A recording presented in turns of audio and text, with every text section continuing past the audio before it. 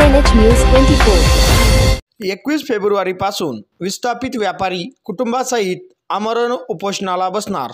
श्रीरामपूर शहरातील विस्थापित व्यापाऱ्यांचे पुनर्वसन करावे, तसेच जोपर्यंत पुनर्वसन होत नाही तोपर्यंत तात्पुरत्या स्वरूपाची 5 फुटाची जागा पोट भरण्यासाठी द्यावी, उर्वरित अतिक्रमणाची मार्किंग ठरवून द्यावी।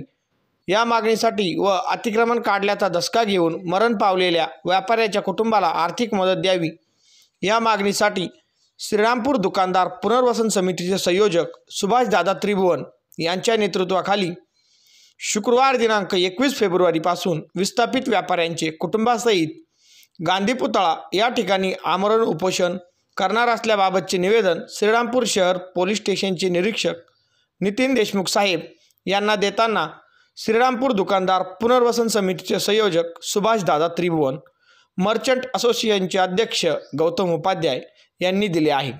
त्यांनी दिलेल्या निवेदनात म्हटले आहे की श्रीरामपूर नगरपालिकेने अतिक्रमण काढून व्यापाऱ्यांना विस्थापित केले आहे, त्यांचे त्वरित पुनर्वसन झाले पाहिजे, तसेच जोपर्यंत पुनर्वसन होत नाही तोपर्यंत त्यांना तात्पुरत्या स्वरूपाची 5 फुटाची जागा पोट भरण्यासाठी द्यावी, तसेच अतिक्रमण काढल्याचा धसका घेऊन हृदयविकाराच्या झटक्याने मृत पावलेले व्यापारी संदीप साबद्रा तसेच बांगड्याचे व्यावसायिक सायरा बानो अत्तार या व्यापाऱ्यांच्या कुटुंबाला सरकारने आर्थिक मदत द्यावी, तसेच नगरपालिकेने ठराविक रस्त्याचे अतिक्रमण काढून उर्वरित रस्त्याचे अतिक्रमण काढायचे असल्याने वारंवार सांगत असल्यामुळे व्यापारी दहशतीखालून असून त्यांचे व्यापाराकडे लक्ष नाही, म्हणून त्यांना अतिक्रमणाची मोजमाप करून मार्किंग करून द्यावी, तसेच सेंट्रल रेल्वेचे व पाटबंधारे खाते अतिक्रमण काढायला येणार, हे दहशत व्यापाऱ्यांना झोप येऊ देत नाही।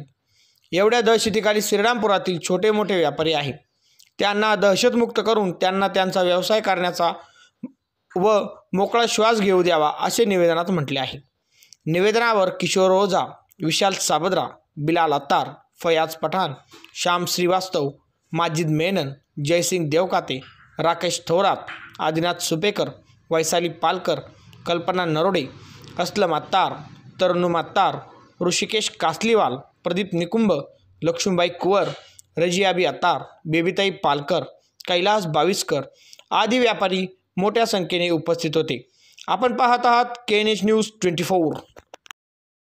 आमच्याकडे कोणीच आलं नाही विचारायला, आम्हाला 5 फुटाची जागा तात्पुरतं देण्यात यावी।